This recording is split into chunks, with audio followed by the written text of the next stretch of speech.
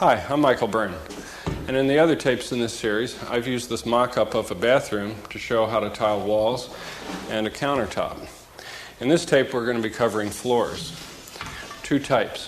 A flat floor here, and over in this mock-up of a shower stall, I'll be doing a sloped mortar bed floor. Now, there are a number of ways that you can tile floors. This sample here happens to be my favorite, which is the mortar bed. But there are other simpler methods that you can use. For instance, this right here represents an ideal choice for a wet bathroom area. It has the tiles bonded to a waterproofing membrane, which is a piece of 30 mil chlorinated polyethylene, to which has been bonded a layer of polyester fibers on each side. This gives the membrane some tooth and allows the tiles to stick to one side and the other side to be attached to a piece of cement backer board. Now, cement backer board is just a piece of drywall made of sand, cement, and other ingredients. And instead of being faced with paper, it's faced with a skin of reinforced fiberglass mesh. Now, even this situation can be simplified. For instance, if you didn't need the waterproofing, this could be eliminated and you could set the tiles directly on the backer board. If you had a sturdy enough underlayment, you would not necessarily require the use of the backer board either. All of these materials are bonded together using a thin-set mortar. Now, the mortar bed method also begins with a plywood underlayment, but I use a slightly different strategy for waterproofing. In this case, the membrane goes beneath the setting bed rather than on top of it. And the membrane in this case is first a layer of asphalt gum, which I've combed out using an 1/8" notch trowel. On top of that, I have a layer of 30-pound felt paper. Now, the next layer up is poultry netting, 20 gauge 1-inch mesh, and it is stapled to the plywood right through the 30-pound felt. The next layer is the mortar bed, which is just a mixture of 3 parts sand, 1 part cement, and a liquid latex additive.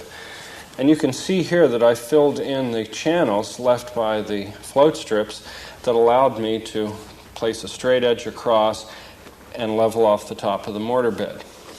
Now, the next layer here is the thin set, which is a mixture of sand, cement, and retarder additives, which prevent the thin set from drying out too quickly and also increase the bond between the tiles and the mortar bed. Now, there are a number of reasons why I prefer the mortar bed method. First of all, to me, it's just enjoyable work. It's the traditional method, and its sculptural qualities allow it the ability to do things that substrates like backer board and plywood just can't do, and that is to smooth out irregular surfaces.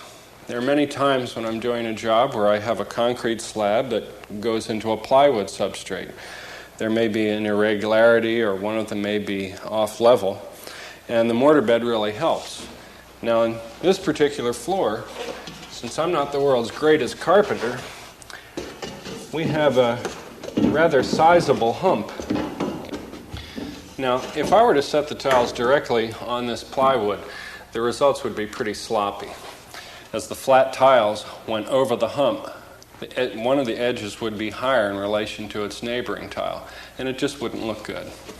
So instead, the mortar bed method will allow me to float a nice, smooth, flat, level plane, and the tiles will sit at an equal height to one another.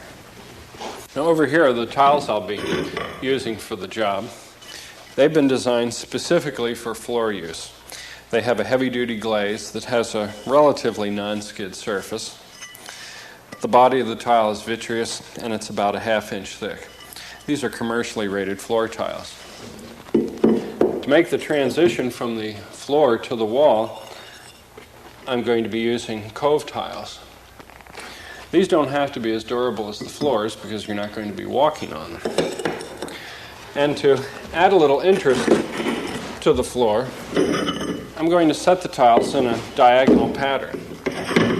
Now, if you've ever seen a diagonal floor, you probably noticed that around the perimeter there are a number of highly irregular cuts. In addition to adding to the workload, I think this creates an imbalance that just doesn't look attractive. But I'm going to borrow a trick from the old timers who manage to set their diagonals with either whole or half tiles. And to do that, I use a border. Now, the border doesn't have to be in a contrasting color, it can be the same color. But the idea is to adjust the width of the border so that you can accomplish either whole or half diagonals.